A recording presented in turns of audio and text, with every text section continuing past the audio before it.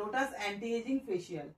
এবার আমরা যখন এই অ্যান্টি এজিং ফেসিয়াল করবো, প্রথমে এই জেলটা দিয়ে আমাদের সমস্ত ফেসিয়ালটা করতে হবে। যে 4টে স্টেপ দেখো, এদের কিন্তু 4টে স্টেপ, 5টা নেই কিন্তু। তাহলে আমাকে এই 4টে স্টেপই আমাকে এটা দিয়ে করতে হবে। তাহলে প্রথম আমাকে এটা দিয়ে ক্লিনজার করতে হবে, এটা দিয়ে আমি ক্লিনজার করব। এই ফেসিয়ালে জল ইউজ হবে না। তারপরে আমি মাসাজ করব, না সরি, তারপরে আমি স্ক্রাব করব। পলিশারটা এটা আমি খুলবো। এটা আমি খোলার পরে দেখো এখানে সিল আছে, সিলটা আমি খুলে দেখাচ্ছি। নষ্ট হবে না, কোয়ান্টিটি দেখতে পাচ্ছ? একদম কিন্তু একটু আছে, বেশি নেই। দেখেছো? এর মধ্যে আমি জেলটা দেবো। জেলটা দিয়ে আমি স্কিনটা দেখে নিলাম, আমার স্কিনে এতটা হলে হয়ে যাবে। কোয়ান্টিটিটা আমি যেহেতু ফেসিয়াল করে আমি জানি এর কোয়ান্টিটি কতটা লাগবে। আমি এটাকে দিয়ে প্রথমে এর ভিতরেই দেবো জেলটা। দেওয়ার পরে জাস্ট আমি একটা ব্রাশ দিয়েও করতে পারি বা আঙুলে, কারণ ব্রাশ দিয়ে যদি করি আমার ব্রাশেই হাত আমি হাত দিয়ে করলাম, নিয়ে এটা আমি স্কিনে অ্যাপ্লাই করে স্ক্রাবিং করলাম।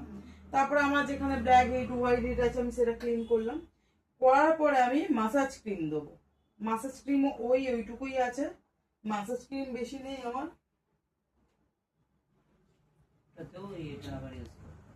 আছে বেশি নেই, দেখতে পাচ্ছ?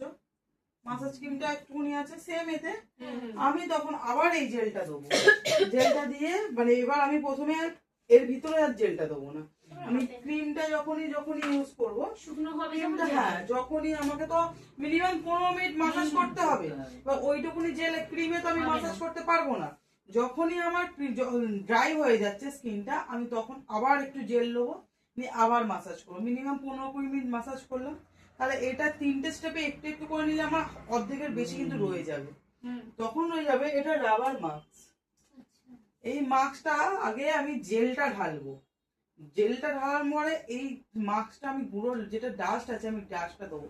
এটা খুব স্পিডে করতে হয়, নাহলে কিন্তু আঠার মতো আটকে যায়, মানে একদম মানে ওটা তুমি আর লাগাতেই পারবে না। আমি তোমাদের গুলিয়ে দেখাচ্ছি। এটা যখনই আমি লাগাবো, লাগিয়ে এটাকে মিক্সড করে নিলাম, নিয়ে আমি অ্যাপ্লাই করে দেবো তাড়াতাড়ি।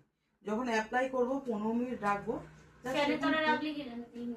মানে ওটা ফ্যানের তলায় রাখো বা এমনি অটোমেটিকলি এটা কিন্তু একটু হাওয়া পাবে, একটু ন্যাচারাল হবে, ড্রাই হয়ে যাবে। তো খুব স্পিডে এটাকে গুলতে হয়, গুলে অ্যাপ্লাই করতে হয়। এবার যখন তুলবো পুরো একদম মোটা একটা যেরকম রাবার হয় না, ওই রাবারের মতন পুরো উঠে যায়। উঠে গেল, উঠে যাওয়ার পরে আমরা ময়শ্চারাইজার যেরকম সানস্ক্রিন দিই সেরকম দেবো।